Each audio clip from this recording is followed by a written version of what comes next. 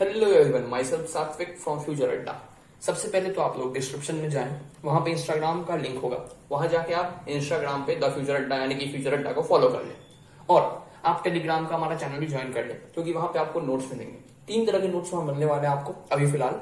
एक तो year long notes, एक क्रैश कोर्स नोट्स और एक formula seat. Year long notes आपके पूरे साल के लिए होगा, क्रैश कोर्स नोट्स आपके एग्जाम से 3 महीने पहले के लिए होगा और स्पेशल फॉर्मूला सीट्स और कंसेप्ट पॉइंट आपके एग्जाम से 15 दिन पहले के लिए होगा। वो सारे नोट्स आपको एक ही साथ मिल जाएंगे, आप अपने हिसाब से उसको यूज कर सकते हैं।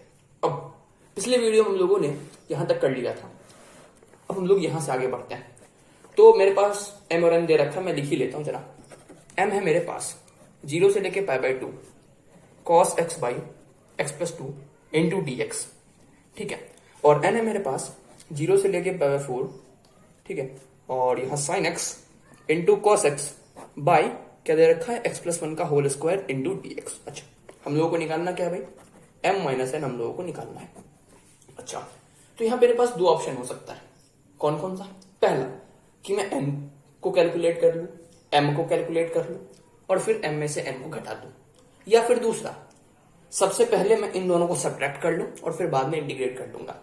लेकिन एक बात समझ रहे हो तुम लोग, सब्ट्रैक्ट करने के लिए दोनों का इंटीग्रेशन का लिमिट सेम होना चाहिए, क्योंकि तुम खुद ही देखो जब मैं इसको सब्ट्रैक्ट करूंगा तो यहाँ 0 से लेके π/2 तक है, यहाँ 0 से लेके π/4 तक है, तो दोनों में से मैं इंटीग्रेशन को कैसे बाहर ले पाऊंगा, समझ रहे हो?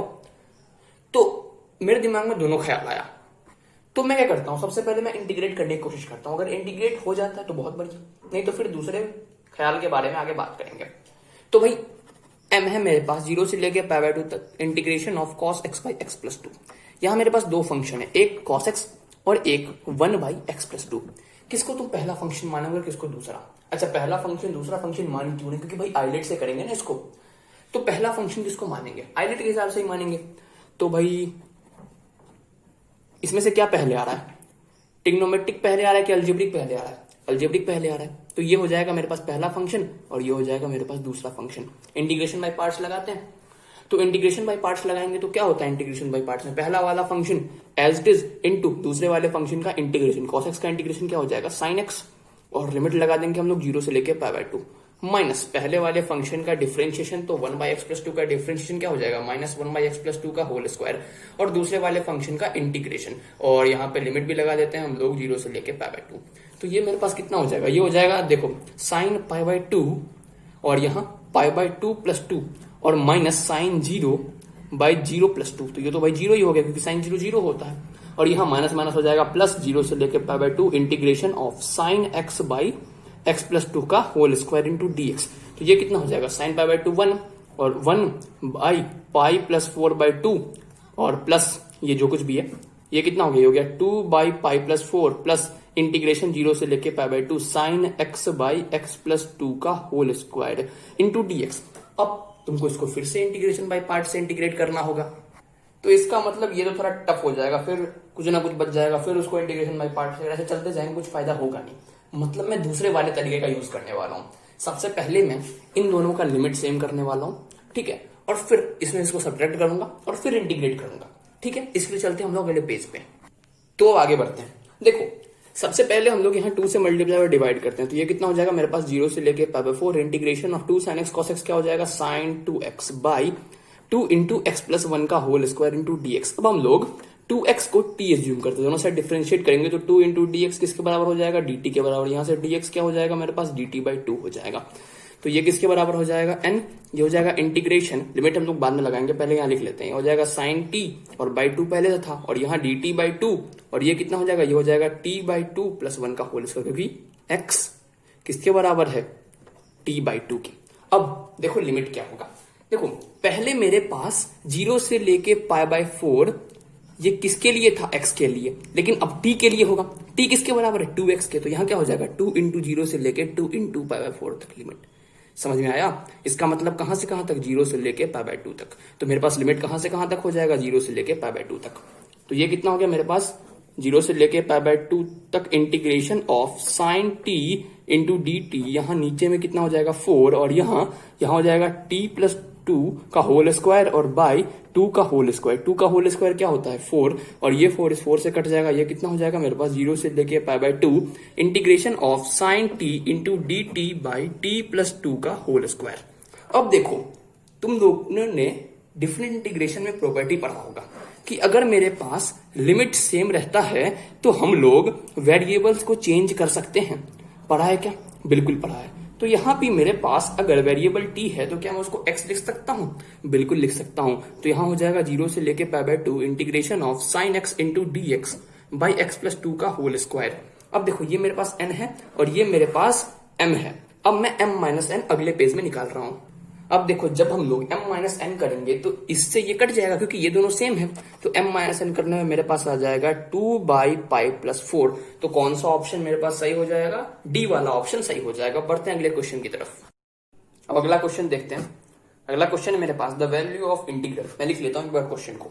-1 से लेके 1 इंटीग्रेशन ऑफ x की पावर 2013 बाई ए की power mod x into x square plus cos x plus 1 by a की power mod x into d x. आपको इसकी वैल्यू फाइंड करनी है। डिफिनिट इंटीग्रेशन में हम लोगों ने एक प्रॉपर्टी पढ़ रखा होता है। अगर मेरे पास -a से लेके a इंटीग्रेशन दे रखा हो fx का, तो हम लोग सबसे पहले ये चेक करते हैं कि fx इवन फंक्शन है कि ऑड फंक्शन है। अच्छा, even function odd function check कैसे करते हैं? देखो अगर हम लोग f ऑफ माइनस एक्स निकालेंगे और वो माइनस ऑफ x के बराबर आ जाएगा तो वो ऑड फंक्शन होगा, और f ऑफ माइनस एक्स अगर fx के बराबर होगा तो वो इवन फंक्शन होगा। अगर ये ऑड फंक्शन होगा तो इसकी वैल्यू हो जाएगी 0। अगर ये इवन फंक्शन होगा इसकी वैल्यू हो जाएगी 2 इंटीग्रेशन 0 से लेके a fx into d x. ठीक है, अब सबसे पहले इसको हम लोग ब्रेक कर लेते हैं। तो एक बार -1 से लेके 1 x की पावर 2013 बाई e की power mod x into x square plus cos x, और एक बार 1 बाई e की power mod x into d x. ठीक है, अब हम लोग इसको फंक्शन मानते हैं। तो fx मेरे पास एक बारी के लिए ये है। तो f ऑफ माइनस एक्स क्या हो जाएगा? f ऑफ माइनस एक्स हो जाएगा माइनस एक्स की पावर 2013 बाई e की पावर माइनस एक्स का मॉड इंटू माइनस एक्स का whole square plus cos of minus x. ये कितना हो जाएगा? माइनस एक्स की पावर 2013, और यहां देखो e की power mod of minus x हो चाहे e की पावर मॉड ऑफ एक्स हो, बात तो बराबर ही होगी। अंदर अगर माइनस होगा तो भी बाहर प्लस ही आएगा, और अंदर अगर प्लस होगा तो भी बाहर प्लस ही आएगा। तो यहां हो जाएगा ये e की पावर मॉड एक्स के बराबर। ठीक है, अच्छा माइनस एक्स का स्क्वायर क्या हो जाएगा? एक्स स्क्वायर, और cos of minus x cos of x के बराबर होता है, तो ये हो जाएगा मेरे पास प्लस कॉस एक्स। राइटिंग थोड़ी गंदी है लेकिन आप समझ जाओगे।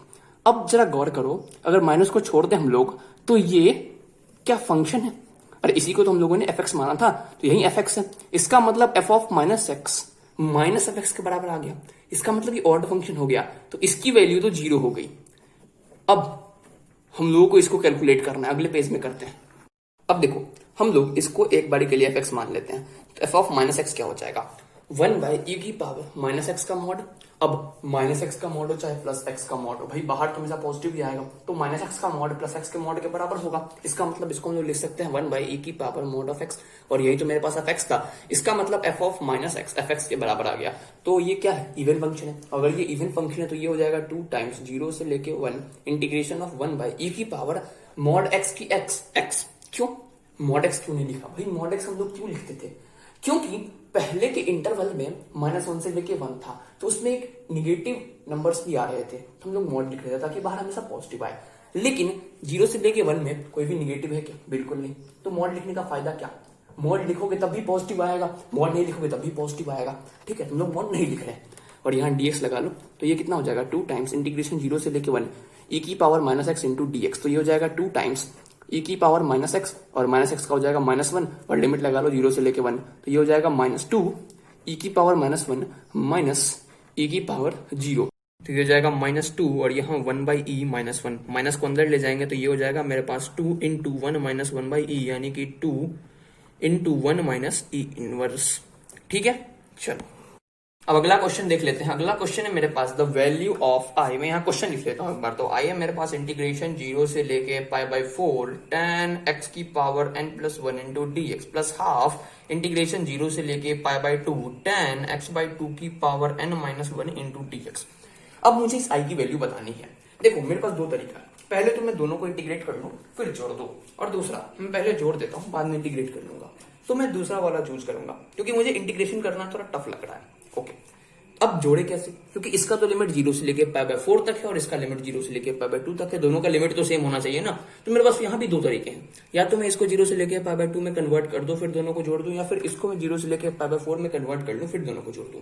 तो मैं इसको चूज करता हूं, मैं इसको I2 मानता हूं और इस वाले पार्ट को मैं I1 मानता हूं, ठीक है। और मेरे पास I1 प्लस I2 के बराबर हो जाएगा। ओके, अब देखो मैं I2 को लिखता हूं जो कि मेरे पास हाफ इंटीग्रेशन 0 से लेके π/2 tan x/2 की पावर n-1 इंटू dx। अच्छा, अब मैं x/2 को t एज्यूम करता हूं, तो मेरे पास x हो जाएगा 2t। अगर हम लोग दोनों साइड डिफरेंशिएट करें तो dx हो जाएगा मेरे पास 2 टाइम्स ऑफ dt। तो मेरे पास I2 यहां से क्या हो जाएगा हाफ। अब देखो पहले लिमिट x में था, अब लिमिट t में है। अगर पहले लिमिट 0 से लेके π/2 में था जो कि x का लिमिट था, तो अब t जो कि x/2 है कहां कहां तक लिमिट हो जाएगा, तो लिमिट हो जाएगा 0/2 यानी 0 और π/2/2 यानी π/4 तक। उम्मीद करता हूं आपको लिमिट चेंज करना आता होगा। तो यहां 0 से लेके π/4 तक डाल देते हैं। अब देखो यहां tan, अब x/2 की जगह क्या होगा t, tan t की पावर n-1, और यहाँ dx जगह हम लोग पुट कर देते हैं 2 टाइम्स ऑफ dt। देखो ये 2 इस हाफ से कट जाएगा। ओके, तो ये कितना हो जाएगा मेरे पास 0 से लेके π/4 इंटीग्रेशन ऑफ tan t की पावर n-1 इंटू dt, और ये मेरे पास I2 के बराबर होगा। आप लोगों ने डिफरेंट इंटीग्रेशन में पढ़ा होगा कि हम लोग अगर वेरिएबल्स को चेंज कर दे तो कोई फर्क नहीं पड़ता। मान लो मेरे पास इंटीग्रेशन दे रखा है fx का a से लेके b तक, तो अगर मेरे पास लिमिट सेम रहे और वेरिएबल को मैं चेंज कर दूं, मान लो x की जगह मैं t लिख देता हूं, तो इस दोनों की वैल्यू हमेशा सेम रहती है। पता है आप लोगों को। अच्छा, तो यहां मैं t की जगह x लिख सकता हूं क्या? बिल्कुल लिख सकता हूं। तो I2 मेरे पास क्या हो जाएगा, इंटीग्रेशन 0 से लेके π/4, यहां हो जाएगा मेरे पास tan x की पावर n-1 इंटू dx। अब इस I2 को मैं यहां पुट करता हूं और अगले पेज में इसको अच्छे से सॉल्व करता हूं। ठीक है, अब यहां तक आने के बाद आगे सॉल्व करते हैं। तो मेरे पास यहाँ पे हो जाएगा tan x की power n+1 plus tan x की पावर n-1 और इंटू में dx। तो ये मेरे पास I की वैल्यू है। अच्छा, अब इन दोनों में से मैं tan x की पावर n-1 कॉमन ले लेता हूं, तो यहां कितना आ जाएगा मेरे पास, यहां आ जाएगा tan स्क्वायर x और यहां 1। ठीक है, अब 1 प्लस tan स्क्वायर x क्या होता है, ये होता है sec स्क्वायर x। ओके, और यहां मेरे पास हो जाएगा tan x की पावर n-1 और लिमिट तो 0 से लेके π/4 तक ही होगा, और यहां dx लगा दो, तो ये मेरे पास I की वैल्यू है। अगर मैं tan x को t एज्यूम कर लूं और दोनों से डिफरेंशिएट करूं, तो यहां मेरे पास क्या हो जाएगा sec square x dx is equal to dt। Okay, तो इसकी जगह मैं dt लिख सकता हूं। ओके, और यहां मैं tan x की जगह t लिख सकता हूं, बिल्कुल, t की पावर n-1। अब फिर से लिमिट चेंज होगा। पहले लिमिट था x की टर्म में, x की टर्म में लिमिट कहां से कहां तक था, 0 से लेके π/4। अब लिमिट होगा t की टर्म में, t किसके बराबर है, tan x के बराबर। तो यहां लिमिट हो जाएगा tan 0 यानी कि 0 से लेके tan π/4 यानी कि 1, तो 0 से लेके 1। ठीक है, आपको दिख रहा है क्या, दिख रहा होगा। तो यहां मेरे पास I क्या हो जाएगा भाई, अब इसको इंटीग्रेट कर लेते हैं। तो t की power n-1 plus 1 by n-1 plus 1, और लिमिट दे देते हैं हम लोग 0 से लेके 1 तक। ठीक है, तो ये मेरे पास क्या हो जाएगा, ये हो जाएगा +1 से -1 कटने के बाद t की पावर n बाई n और लिमिट 0 से लेके 1 तक। तो बारी बारी पुट करते हैं, 1 की power n by n minus 0 की पावर n बाई n, तो ये मेरे पास क्या हो जाएगा भाई 1 बाई n। अब अगला क्वेश्चन देखते हैं। If greatest integer a denote the greatest integer which is less than और equal to a, then the value of integral. Integral में यहाँ नोट करता हूँ, -π/2 से लेके π/2 integration of greatest integer sin x into cos x into dx। Okay, अच्छा एक बात बताओ, क्या मैं sin x into cos x को sin 2x की टर्म में लिख सकता हूँ? बिल्कुल लिख सकता हूँ, क्योंकि मेरे पास sin 2x होता है 2 sin x cos x। Okay, अब मैं इस 2 क्रॉस मल्टीप्लाई करके नीचे ले आता हूँ, तो मेरे पास sin x into cos x sin 2x by 2 के बराबर हो जाएगा, बिल्कुल हो जाएगा। तो मेरे पास इंटीग्रेशन हो जाएगा -π/2 से लेके π/2, और यहां मैं लिख दूंगा greatest integer sin 2x by 2 into dx। अब जब भी मेरे पास डिफरेंट इंटीग्रेशन के अंदर ग्रेटेस्ट इंटीजर फंक्शन हो, तो हम लोग डिफरेंट इंटीग्रेशन की लिमिट को उस पॉइंट पे ब्रेक करते हैं जहां जहां पे इस ग्रेटेस्ट इंटीजर के अंदर वाला फंक्शन इंटीजर बन रहा होता है। देखो sin 2x बाई 2 π/2 से लेके -π/2 के बीच में कहाँ इंटीजर बनेगा? ये x इक्वल टू 0 पे इंटीजर बनेगा। क्यों? क्योंकि अगर यहाँ हम लोग x इक्वल टू 0 पुट करेंगे तो ये क्या हो जाएगा? ये हो जाएगा sin 2 इंटू 0 यानी कि 0/2, और sin 0 होता है 0 और 0/2 होता है मेरे पास 0। तो इसका मतलब x इक्वल टू 0 पे इसकी वैल्यू हो जाएगी 0, और 0 एक इंटीजर है। इसका मतलब ये 0 पे ब्रेक होगा। तो मेरे पास i हो जाएगा -π/2 से लेके 0 integration of greatest integer sin 2x/2 into dx, यहाँ dx लगाना मैं भूल गया था, और प्लस 0 से लेके π/2 यहाँ ग्रेटेस्ट इंटीजर sin 2x/2 और इंटू में dx। अब देखना जरा गौर से, अगर मैं sin 2x का ग्राफ बनाऊं -π/2 से लेके π/2 में, तो वो कैसा होगा? वो कुछ ऐसा होगा। मानते हो इस बात को? बिल्कुल। अब देखो, ये मेरे पास 0 है और ये मेरे पास π/2 है, और ये मेरे पास 1 होगा। y की वैल्यू किस पॉइंट पे y की वैल्यू 1 होगी? जब x कोऑर्डिनेट मेरे पास π/4 होगा। एक बात बताओ, 0 से लेके π/2 के बीच में इसकी मैक्सिमम वैल्यू 1 है और मिनिमम वैल्यू 0 है। इसका मतलब ये 0 से लेके 1 में लाई कर रहा है, इस इंटरवल में। किस इंटरवल में? 0 से लेके π/2 के बीच में।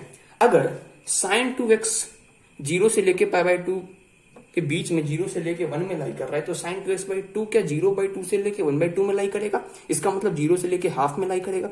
बिल्कुल लाई करेगा। इसका मतलब ग्रेटेस्ट इंटीजर sin 2x/2 इस इंटरवल में क्या 0 से लेके हाफ के ग्रेटेस्ट इंटीजर में लाई करेगा? और 0 से लेके हाफ के बीच में किसी का भी अगर ग्रेटेस्ट इंटीजर ले लिया जाए तो उसकी वैल्यू आ जाएगी 0। ये बात समझ में आया कि नहीं, ये बताओ मुझे तुम। देखो, मैंने क्या बोला? मैंने बोला सबसे पहले तुम sin 2x का ग्राफ बनाओ। sin 2x का ग्राफ बनाना तुम लोगों को पता होगा। उसके बाद मैंने क्या बोला? मैंने बोला भाई कि ये 0 है, ये π/2 है, और इस ग्राफ का मैक्सिमम वैल्यू 1 होगा, जो कि π/4 पे आएगा। अच्छा, अब मैंने बोला कि 0 से लेके π/2 के बीच में इसका वैल्यू 0 से लेके 1 में लाई करेगा। किसका वैल्यू? sin 2x का वैल्यू। खुद देख सकते हो, मिनिमम वैल्यू 0 है, मैक्सिमम वैल्यू 1 है। अगर sin 2x का वैल्यू 0 से लेके π/2 के बीच में 0 से लेके 1 में लाई कर रहा है, तो sin 2x/2 का वैल्यू 0/2 यानी 0 से लेके हाफ के बीच में लाई करेगा। तो अगर इसका ग्रेटेस्ट इंटीजर लेंगे तो यहाँ पे भी ग्रेटेस्ट इंटीजर लेना पड़ेगा। ठीक है, तो अगर 0 से लेके हाफ का ग्रेटेस्ट इंटीजर मैं तुमसे पूछूं, तुम लोग कितना बोलोगे? 0 बोलोगे।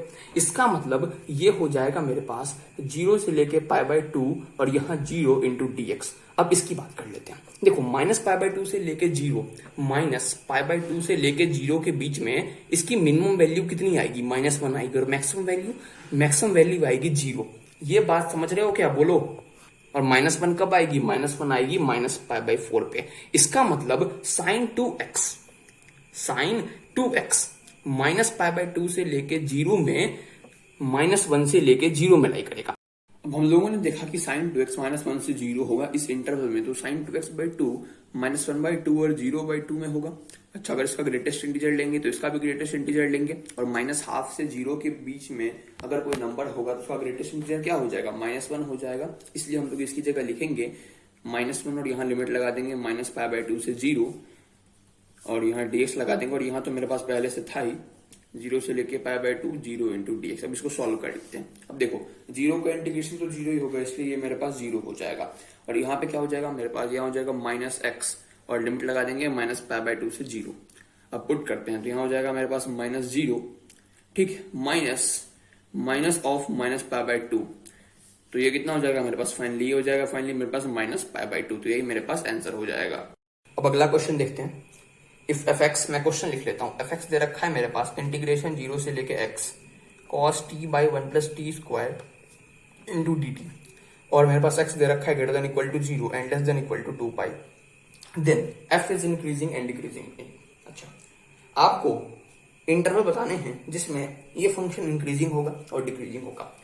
तो इसके लिए सबसे पहले आपको f' निकालना होगा, मतलब इस फंक्शन का डिफरेंशिएशन निकालना होगा। कैसे निकालेंगे? लेबनीज थ्योरम से। अगर आपको लेबनीज थ्योरम नहीं आता तो आप वेबजी का क्रैश कोर्स जरूर ज्वाइन कीजिए, जो कि सिर्फ और सिर्फ मैथ के लिए। आपको डिस्क्रिप्शन बॉक्स में उसका सारा इन्फॉर्मेशन मिल जाएगा।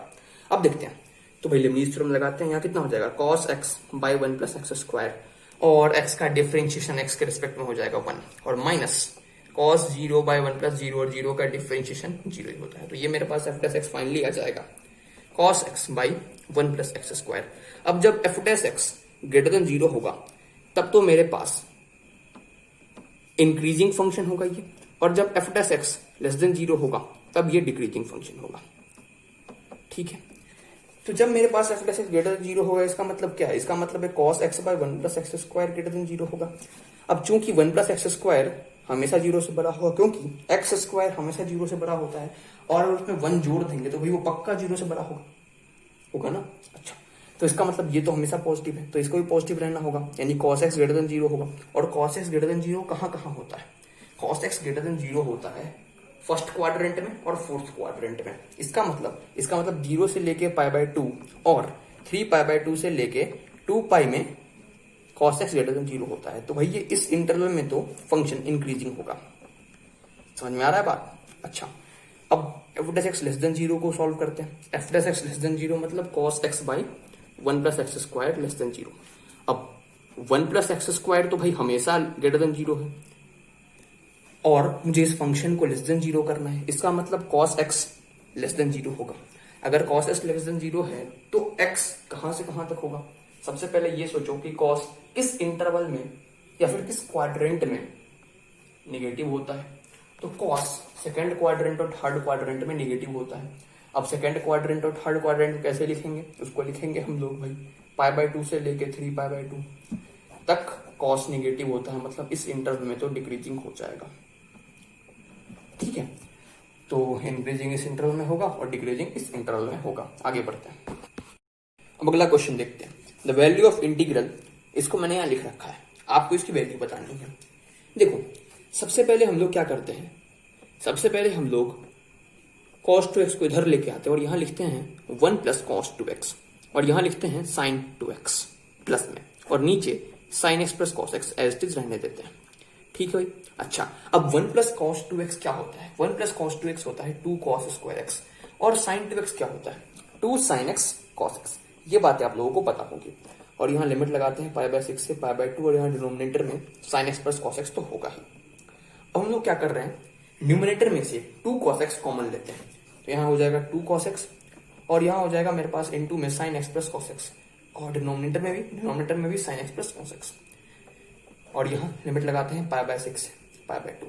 अब देखो sin x प्लस cos x और sin x प्लस cos x कट जाएगा, तो यहाँ क्या हो जाएगा मेरे पास 2 cos x और लिमिट π/6 से π/2 तक। तो 2 इंटीग्रेशन ऑफ cos x और यहाँ π/6 से π/2, और भाई dx लगाना मत भूलना, मैं भूल जाता हूँ। ठीक है, अगर मैं भूल गया हूँ किसी क्वेश्चन में तुम खुद से लगा लेना। अब देखो cos x का इंटीग्रेशन क्या होता है? cos x का इंटीग्रेशन होता है sin x, और लिमिट लगा लेते हैं π/6 से π/2 तक। तो ये कितना हो जाएगा भाई? 2 इंटू साइन π/2 माइनस साइन π/6। तो ये कितना हो जाएगा? 2 इंटू 1 माइनस हाफ, यानी कि 2 इंटू हाफ, जो कि हो जाएगा 1। ठीक है, अब देख लेते हैं अगला क्वेश्चन। अब अगला क्वेश्चन देखते हैं। द वैल्यू ऑफ इंटीग्रल, मैं यहाँ लिख लेता हूँ क्वेश्चन को। इंटीग्रेशन है मेरे पास dx by 1 plus tan x की पावर 101, और लिमिट दे रखा है मेरे पास 0 से लेके π/2 तक। जरा इसको सिंप्लीफाई करते हैं। dx by 1 plus sign x by cos x की पावर 101, और लिमिट लिख लेते हैं 0 से लेके π/2, और सिंप्लीफाई करते हैं तो dx बाई कॉस x की पावर 101 प्लस साइन x की पावर 101, और ये नीचे में होगा cos x की पावर 101 जो कि ऊपर चला जाएगा, तो यहाँ हो जाएगा cos x की पावर 101, और लिमिट ले लेते हैं 0 से लेके π/2 तक, और इसको हम लोग आई एज्यूम कर लेते हैं। अब तुम लोगों ने डिफरेंट इंटीग्रेशन की प्रॉपर्टी पढ़ा होगा। मान लो मेरे पास fx का इंटीग्रेशन दे रखा है a से लेके b तक, तो वो बराबर होगा f of a plus b minus x का इंटीग्रेशन a से लेके b तक। ठीक है, बिल्कुल।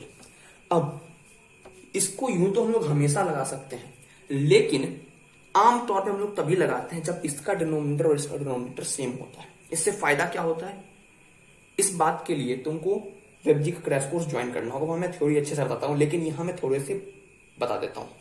देखो, अगर मैं i इक्वल टू इस फॉर्मूले के हिसाब से लिखना चाहूं तो यहां हो जाएगा 0 से लेके π/2 dx इंटू कॉस 0 प्लस π/2 यानी कि π/2 माइनस एक्स की पावर 101, और बाई कॉस π/2 माइनस एक्स की पावर 101, और प्लस साइन π/2 माइनस एक्स की पावर 101।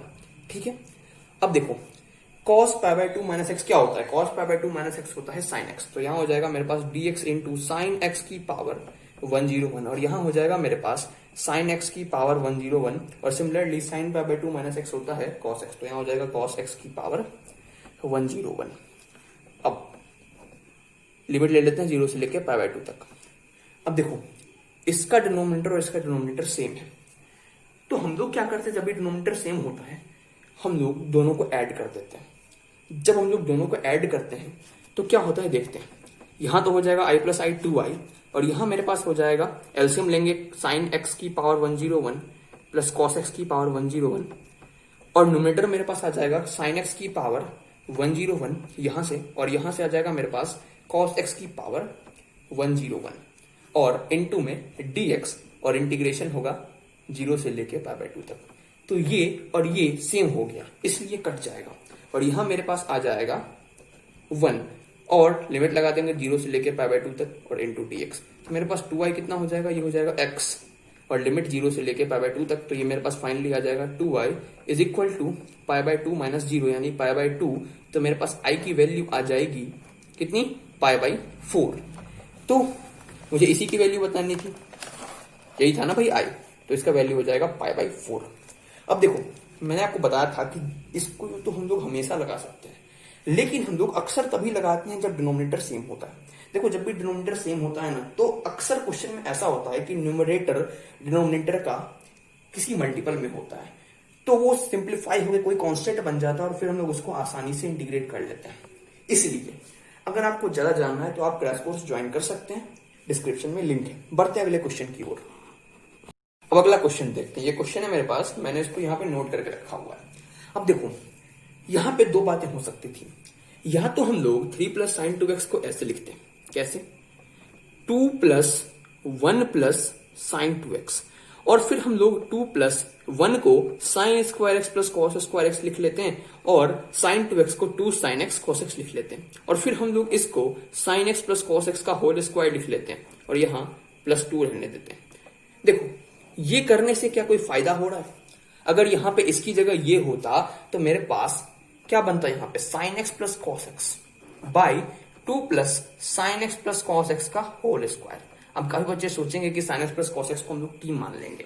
ठीक है भाई, टी मान लोगे। अगर तुम sine x plus cos x को टी मानते भी हो और दोनों साइड डिफरेंशिएट करते हो तो यहाँ हो जाएगा cos x minus sine x into d x is equal to d t. फिर ये कहां से लाओगे, ये कहीं पे है क्या यहाँ पे? नहीं। इसका मतलब हम लोग ये काम तो नहीं कर सकते, तो फिर क्या करेंगे, फिर लोग दिमाग लगाएंगे। ऊपर में मेरे पास cos x minus sine x into d x तो नहीं है, लेकिन sine x plus cos x into d x है। तो अगर यहाँ पे कुछ ऐसा हो जिसका डिफरेंशिएशन ये आ जाए तो बात बन जाएगा। तो फिर यही बात सोचते सोचते हम लोग आगे बढ़ते हैं और 3 प्लस साइन 2x पे और दिमाग लगाते हैं। हम लोग क्या कर रहे हैं, इसमें 1 जोड़ रहे हैं और 1 ट्रैक्ट कर रहे हैं। तो यहां कितना हो जाएगा मेरे पास 3 plus 1 minus 1 plus sign 2x। ठीक है, तो हो जाएगा मेरे पास 4 माइनस 1 प्लस साइन 2x। अब देखना 4 माइनस हम लोग कॉमन लेते हैं, यहां हो जाएगा 1 माइनस साइन 2x। ठीक है, तो ये मेरे पास फाइनली क्या हो गया 4 माइनस, अब 1 को हम लोग लिख लेते हैं sine square x plus cos square x और माइनस साइन 2x को हम लोग लिख लें minus 2 sign x into cos x. देखो ये हो जाएगा 4 minus sine x minus cos x का होल स्क्वायर। अब अगर मैं sine x minus cos x को टी मानूंगा तो मेरे पास देखो दोनों साइड डिफरेंशिएट करने पे sine x plus cos x into d x D T के बराबर आ जाएगा। क्यों? क्योंकि देखो साइन एक्स का हो जाएगा कॉस एक्स और माइनस कॉस एक्स का हो जाएगा minus into minus sine x. ठीक है, तो ये मेरे पास बन रहा है। इसका मतलब ये काम जो हम लोगों ने किया है एकदम सही है। ठीक है, अब यहां तक आने के बाद आगे बढ़ते हैं। हम लोगों ने sin x minus cos x को t माना था, फिर हम लोगों ने दोनों साइड डिफरेंशिएट कराया था, तो कुछ ऐसा आ गया था। अब देखो यहाँ पुट करते हैं, तो इसकी जगह पुट कर देंगे हम लोग dt और यहाँ पुट कर देंगे हम लोग 2 का स्क्वायर और माइनस t का स्क्वायर। अब देखो लिमिट क्या होगा, पहले मेरे पास x का लिमिट था तो 0 से लेके पाई बाय 4 तक था। अब मेरे पास t का लिमिट होगा जो कि sin x minus cos x है। तो यहाँ हो जाएगा मेरे पास साइन 0 माइनस कॉस 0, यहाँ हो जाएगा मेरे पास sine pi by 4 minus cos pi by 4। Sine 0 की वैल्यू होती है 0 और कॉस 0 की वैल्यू होती है 1, तो ये हो जाएगा -1 और साइन पाई बाय 4 होता है 1/√2 और कॉस पाई बाय 4 भी होता है 1/√2, तो ये हो जाएगा मेरे पास 0। क्योंकि साइन पाई बाय 4 की वैल्यू 1/√2 है, कॉस पाई बाय 4 की वैल्यू 1/√2 है, इसलिए 0 हो जाएगा। अब यहाँ हम मेरे पास लिमिट क्या हो जाएगा, लिमिट हो जाएगा भैया -1 से लेके 0, और यहाँ हो जाएगा dt/2 का स्क्वायर माइनस t का स्क्वायर। अब ये वाला फॉर्मूला तुमको याद है कौन सा, अगर मेरे पास इंटीग्रेशन होता था dx/a² माइनस एक्स स्क्वायर, तो हम लोग याद कर रखे होते थे कि इसकी वैल्यू होती है 1/2a into log a plus x by a minus x. बस सेम फॉर्मूला यहां भी लगाना है, जबकि तुमको ये ध्यान रखना है कि यहाँ a की जगह 2 है और x की जगह t है। तो मेरे पास फाइनली आंसर क्या हो जाएगा, 1/2 इंटू a क्या है भाई 2, तो 2 इंटू 2, और यहाँ लॉग a प्लस एक्स यानी 2 plus T by a minus x यानी कि 2 माइनस टी, और लिमिट लगा लेते हैं -1 से लेके 0, तो ये कितना हो जाएगा 1/4 लॉग 2 प्लस 0 बाई 2 माइनस 0, और माइनस में 1/4 लॉग 2 माइनस 1/2 प्लस 1। ठीक है, अब मैं यहाँ लिख रहा हूँ क्योंकि वहां पे जगह नहीं है, तो हो जाएगा 1/4 लॉग 2/2 माइनस 1/4 लॉग 1/3, log 2/2 हो जाएगा 1, और log 1 की वैल्यू होती है 0, इसलिए ये हो जाएगा मेरे पास 0, और यहाँ हो जाएगा मेरे पास -1/4 इंटू लॉग ऑफ 3 की पावर -1। अब log की प्रॉपर्टी है ये -1 कूद के यहाँ आ जाएगा, तो यहाँ हो जाएगा -1/4 इंटू -1 इंटू लॉग 3, यानी कि फाइनली हो जाएगा log 3/4। तो मेरे पास कौन सा ऑप्शन सही हो जाएगा, डी वाला ऑप्शन सही हो जाएगा, जो कि है log 3 base e/4। Base e क्यों, क्योंकि मैथ में जितने भी log होते हैं उसका बेस हमेशा e होता है, ये बात आपको याद रखना चाहिए। ठीक है, अब देख लेते हैं अगला क्वेश्चन। अब अगला क्वेश्चन देखते हैं, let greatest integer x denote the greatest integer less than और equal to x, then the value of integral. मैं लिख लेता हूं इंटीग्रल को।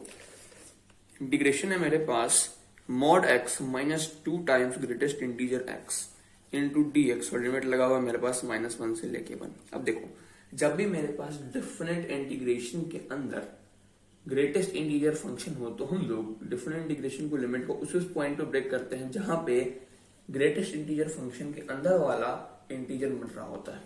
अब देखो अंदर क्या है, x है, तो -1 से लेके 1 के बीच में ऐसा कौन सा पॉइंट है x का जहां पे इंटीजर बनेगा, 0 पे इंटीजर बनेगा, इसलिए इसको ब्रेक करते हैं हम लोग -1 से लेके 0 और फिर 0 से लेके 1। अच्छा, अब यहाँ क्या हो जाएगा मेरे पास mod x माइनस 2 टाइम्स। अब देखो -1 से लेके 0 के बीच में अगर x है तो उसका ग्रेटेस्ट इंटीजर कहाँ होगा, -1 पे होगा, यहाँ लिख देते हैं हम लोग -1। अच्छा, यहाँ भी mod x minus 2 times of 0 से लेके 1 के बीच में अगर x है तो उसका ग्रेटेस्ट इंटीजर कहाँ होगा, 0 पे होगा, तो यहाँ 2 टाइम्स ऑफ 0 लिख देते हैं, और यहाँ dx लगाना नहीं भूलते हैं हम लोग। अब देखना आगे बढ़ते हैं, तो ये कितना हो जाएगा मेरे पास, ये हो जाएगा मेरे पास -1 से लेके 0 mod x प्लस 2 प्लस 0 से लेके 1 mod x इंटू dx। अब देखना -1 से लेके 0 के बीच में x कैसा है, x है निगेटिव, इसलिए ये mod x कैसे खुलेगा, ये mod x खुलेगा -x में, तो यहाँ हो जाएगा मेरे पास -1 से लेके 0 minus x plus 2 into dx, और प्लस 0 से लेके 1 के बीच में x कैसा है, पॉजिटिव है, इसलिए mod x खुलेगा x की तरफ, तो x इंटू dx। और ये बताए ना भाई साहब, mod x के बराबर होता है जब x ग्रेटर देन 0 होता है, और mod x माइनस एक्स के बराबर होता है जब x लेस देन 0 होता है, ये बात तो पता है, बस उसी का मैंने यहाँ यूज किया है। तो ये मेरे पास फाइनली कितना हो जाएगा, -x² 2 प्लस 2x, और लिमिट लगाते हैं -1 से 0, और प्लस यहाँ पे मेरे पास x² 2, और लिमिट लगाते हैं हम लोग 0 से लेके 1, तो पुट करते हैं, तो ये हो जाएगा -0/2 प्लस 2 इंटू 0, और माइनस ऑफ 1/2 माइनस 2, प्लस यहाँ कितना हो जाएगा 1/2 माइनस 0, तो ये मेरे पास फाइनली 0 ही हो गया, और यहाँ कितना हो जाएगा ये 1/2 प्लस 2 प्लस हाफ, तो ये मेरे पास आ जाएगा 3। तो पहला वाला ए ऑप्शन सही हो जाएगा।